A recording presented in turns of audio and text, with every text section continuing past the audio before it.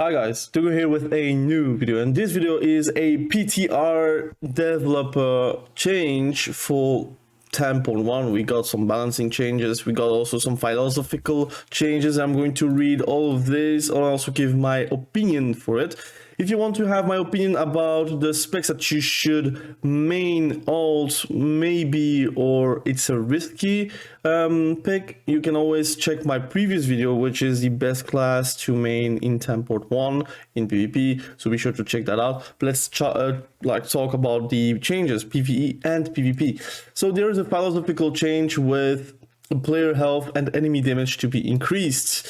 So they want to increase the damage and the stamina from both the player and the enemy damage from PVE, so PNG, like NPCs and such. So in Embers of Netharion, it's very much like an adjustment that was made just before the launch of Dragonflight, and it's for the same reasons. When damage mitigation abilities and healing are too strong relative to player health, the only way to threaten a player is to make enemy damage very high and spiky. If healers can very quickly top off their teammates and mana isn't a limiting factor, enemies have to be tuned to have the capacity to do burst damage that kills players before healers can react. That isn't very satisfying gameplay. Increasing player health and tuning enemy ability damage appropriately gives players more time to react to incoming damage, and it makes players' choice, so basically skill about cooldowns and mana management more meaningful. So basically it will give you some skill expression, will not probably one-shot you anymore, and there will be healers actually enjoying their life instead of guessing whenever you are going to get some damage in PvE. Along with those changes, you'll see several adjustments to hybrid healing spells, items, enhancements, as well as percentage-based healing spells. So that's quite nice as well. I saw that a bit about the data mined spell changes, but I'm going to talk about it if they are not talking about this on this post.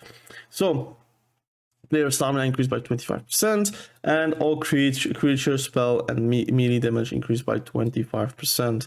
Now we got a few changes here and there, a lot of tank changes too, I believe. So blood draw healing increased by 25%. The healing from the tanks are also a bit increased because they want you guys, at least in PvE, to sustain the damage from the increased damage from the enemy mobs. But this will, it depends. I think it can also provide something in PvP. I don't know how much in RBGs blood decays are good or not. Personally, I think it would be very bad, but I mean, we never know if this can top off the skills. Havoc Demon Hunter got their healing nerfed, but the Vengeance one got a few buffs here and there. I'm not going to read that because, to be honest, that's PvE. But if you want to check that out, you can always pause the video. Those are the great things. Those are the great things I'm actually excited for. I want hybrid healing to be a thing. I know that a lot of people do not like that, but when a hybrid spec, like for example enhancement shaman, balance druid, not retribution paladin, but I can even say retribution paladin, if they cannot heal themselves and they don't have an MS effect, and they don't have XYZ compared to another class, then why the hell are you a hybrid? You're not a hybrid, you're not a support class. So I'm actually excited to see that Balance Druid will get a 50% buff on regrowth, and also no longer being reduced in PvP combat. So it's a huge buff actually for Balance Druid. A Swift Man, Rejuvenation, so you now can build your class tree to a certain point where you can actually sustain yourself, especially in PvP. It will be very satisfying in my opinion. Protect of the packs, also maximum heal value increased by 25%, so you have some burst healing as well. And the same for Feral Druid. I think that will be very, very good. Unfortunately, it is not affecting PvP combat for regrowth, but your Swiftman is increased by 50% and your Rejuvenation is by 25%. So I think it can do good for Feral Druids anyways. And then you have your Guardian Druid, but that I think is not going to be a factor, at least in PvP. Maybe, but I think if they're out of form, they are like squishier, so I think it could be fine. Evoker, they got also some good self-healing buffs. Again, they need the sustain to actually survive damage. They are very squishy in general, so if you can actually heal yourself as well, it could be very nice to play around that.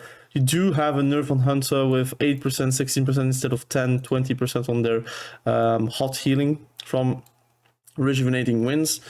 And then you have also some buffs to Brewmaster and Windwalker self-healing, which is also very nice. VV5 healing increased by 92% is actually very big. You have like on the class tree like a instant VV5 talent, so it could be actually very nice to play around that. You have Paladins, like Protection Paladins here. Do they get a buff? They do get a buff on World of Glory, Flash of Light. So I think that is going to be nice for them, although I don't really see a lot of Protection Paladins in PvP at least. Retribution Paladin, World of Glory healing increased by 50%, but the World of Glory healing is now reduced by 45% in PvP combat. It was 30%, so basically you only get a 5% buff from that. It's a bit sad. Flash of Light healing increased by 50%, but it is reduced by 30%, so basically it will be a 20% buff to Flash of Light. Celerity, like Light Celerity, which is the instant flash of light every 6 seconds, is getting a nerf of 30%, so it will be 20% only, and it will also have a nerf in PvP by 10%, so basically you will heal a lot less. So I don't think this is like effectively worth to take. I think it will be Guided Prayer probably, where you have like an instant World of Glory at 60% on you whenever you're dropping low. That can help, and I think like spamming Flash of Light behind a pillar is probably better than just waiting for a 10% increased Flash of Light in PvP, although instant. I don't think it's worth it, especially on the city. And just because Vengeance, they do have a PvP modifier on it, and it was half, so it was 3%, now it is 5%, so it will be 2.5% in PvP. I don't know if it's still worth to play just because Vengeance in Retribution as a Retribution Paladin. IMO, I play with Final Verdict.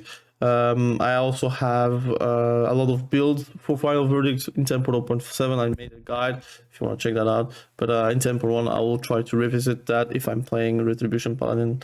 Shadow Priest got a buff, a big buff on Flash Shield, which is pretty nice. They do already have some good healing and some good off heals, so this is going to be pretty like noticeable. Also, Power Shield absorbing more, always nice. And then you have rogues getting nerfed on their healing. So the idea is they are going to buff hybrid healing, but they are going to nerf the heals and the self heals from other classes. So I think it will be a net positive for the hybrids, and it will be a nerf for everything except hybrids. Like for example, rogue soothing darkness is now 24% instead of 30%. And I think it has a PvP modifier on it, like 50% or something like that. So I don't think it will be worth to take that for PvP, except if you want to progress down the class tree. We have Elemental Shaman getting huge buffs on Healing Surge, Earth Shield, Chain Heal. You don't really cast that, but Earth Shield is quite big, 25%, Healing Surge too, and Healing Stream Totem, which you do play to survive damage by 25%, which is again very nice. And the same for Enhancement Shaman, which is pretty noticeable. We have like Stormweaver, which is a PvP talent that you can take as an Enhancement Shaman. Every time you're going to spend some Maelstrom on damage, you'll get a free Maelstrom usage pretty much for your healing spell. So you can actually do Lightning Bolt, Healing Surge, Lightning Bolt, Healing Surge, and that being increased is actually very noticeable and very good. You do have a nerf on the improved Maelstrom weapons, but I think it will be fine. I think it will be better with Stormweaver. I think Stormweaver will be an insta-lock PvP talent. In my opinion, I will play with that. Earth Shield being increased is also very noticeable, and Healing Stream Totem is also very nice to have that increased. We have Warlock being nerfed. Again, they want to nerf the self-heals from the pure DPS classes, which is, I think, a good idea. Warrior Ignore Pain absorbs 25% additional damage. What? What?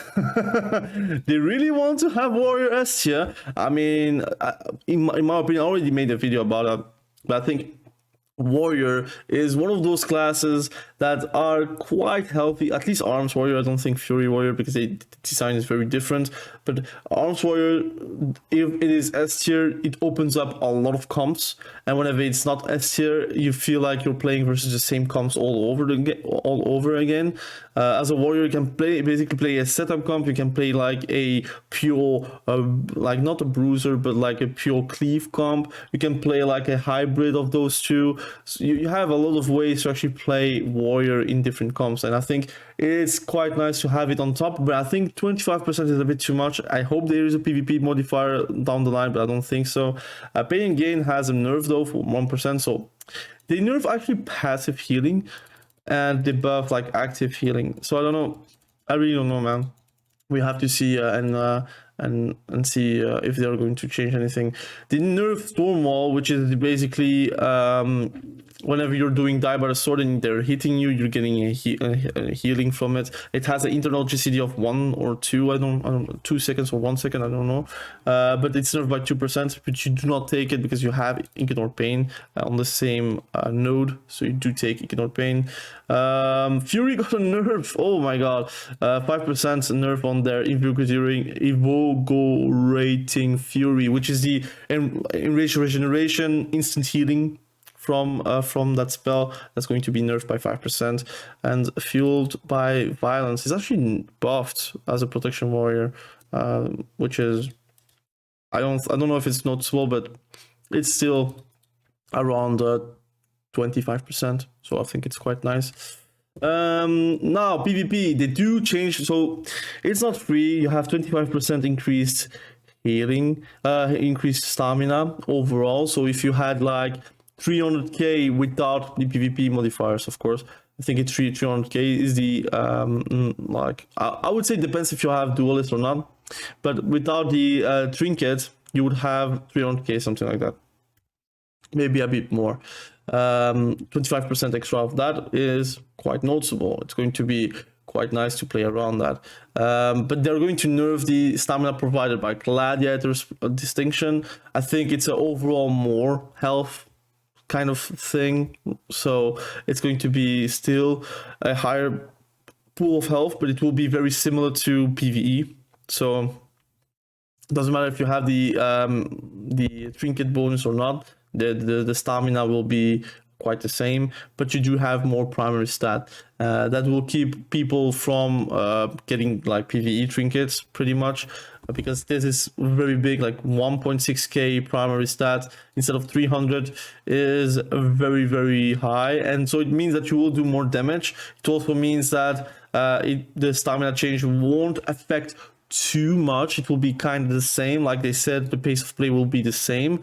Now I think different classes feel it differently also. Some classes are more scaly, some classes are a bit less scaly, and 1.6k primary stat is quite big. It is like for your like for your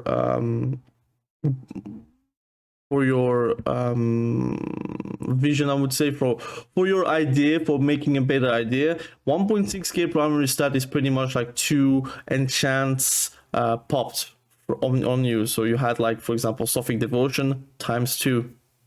That's pretty much the primary stat that you get from the trinket, which is mind-blowing. But we'll see. I think the damage will be very high. I think it will be not a surprise if you actually hit or crit like 160k more strike pretty easily with that kind of primary stat, especially since you still can have your enchants like Sophic Devotion and such on top of that. So I think people will hit like crit harder and hit harder, so it will kind of offset the crit nerfs. We will see.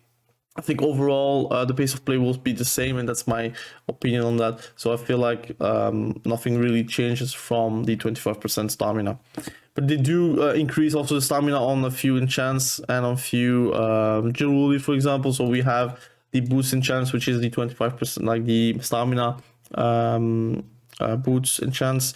It gets 25%. I think you do not take that. You do take the other enchant, which is the speed one.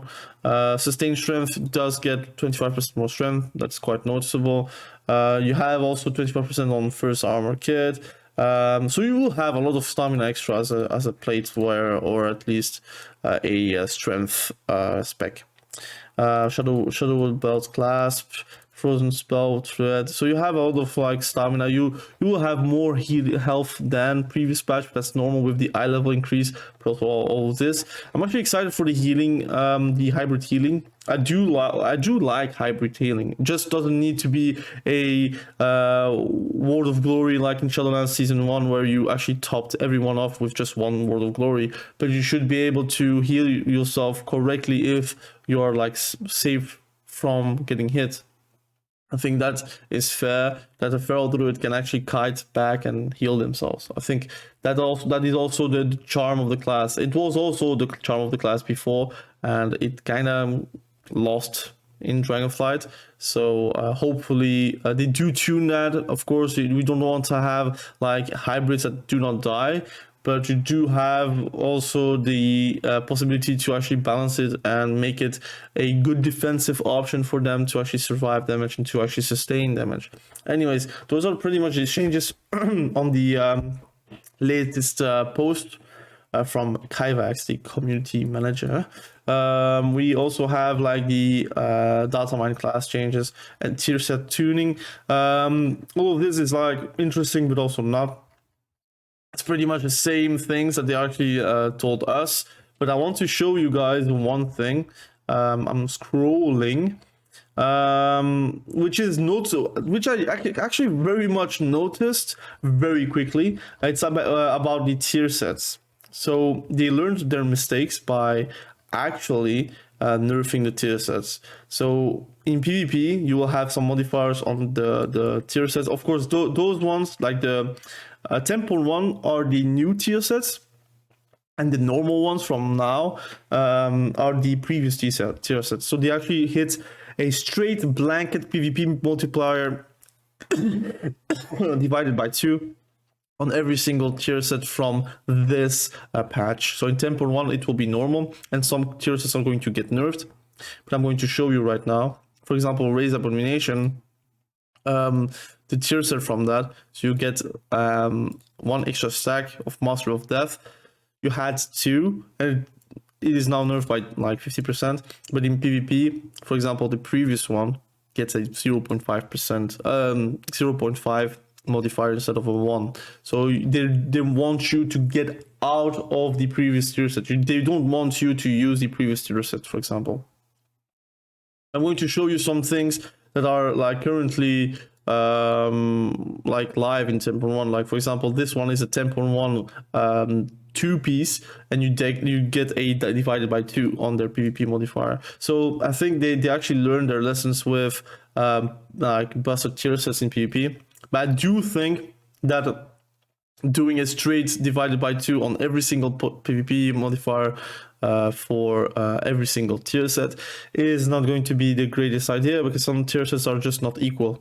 So you should like try to modify it like item, like tier set per tier set base instead of like blanket. But we'll see. They do nerf it also the 10.1 tier set from Balanced Druids by 0.5%. By like divided by 2, basically. I'm still watching a few things that are maybe a bit interesting to watch here too. Druid Restoration 10.1 nerfed by 2, like divided by 2 on the previous one too. So you have a lot of like modifiers here too, 0.5 instead of like 1, and it is a good tier set actually with Devastation. So they really want you to not one-shot anymore, or at least they don't want the possibility to exist. I'm going to watch. I saw something very interesting for Paladins, Retribution Paladins. For example, here the 10.1 tier set for Retribution Paladin, it has 10% increased damage on Hammer of Wrath and Judgment, and also critical strike damage, and this is nerfed by 2. Like, so it will be 0.5 instead of 1 modifier, so it will be pretty much 5%, 7.5%, and that's it. And I think that's quite nice. Again, we will have to see if tier sets are going to be very strong or not. We need to test, but I'm actually excited. For example, this is a weird wording. For example, it's times 2 instead of divided by 2, but it's every single 5, like every 50 seconds you get Stormkeepers. So if it's times 2, 50 seconds, it will be like 100 seconds, or is it like ×2, so it will be reduced by 25 seconds. I don't know. We will have to see and test. But the interesting one is, like, for example, the warrior one. The 10.1 set for Fury Warrior is actually very much nerfed by divided by 2. So that's quite bad for them. But we'll see. We'll see. Feels a bit weird how they actually word some things. That's why I'm not really watching a lot of the data mined class changes. I prefer like the posts, because they are very much clear. But anyways, if you enjoy those kinds of videos, please be sure to subscribe to the channel. Hopefully you did learn something. Again, if you are hesitating about your main or alts, please do check the video from yesterday on my channel. Best classes to main in 10.1. I think I can give you some value to with my opinion. Of course, it is opinionated, so it is not like objective gospel. It will like just basically be subjective and give you ideas on who you should maybe main or alt, and my prediction for in the future, because I feel like, for example, BM Hunter, to spoil the video, I feel like they're going to get nerfed in PvP for next season, because they are very strong right now. Doesn't seem like they're going to change anytime soon. So I do feel like if there is a change, there's probably a nerf. So that's why it is a bit risky to main BM Hunter. But again, play what you like. Do not chase flavor of the month, because you will probably be sad most of the time. Because flavor of the month gets flavor of the nerf. So that's pretty much how it works in like World of Warcraft. But anyways, thank you for watching. Have a great day. Be sure to stay safe. We will catch each other very soon in the next video. Have a great day. Bye.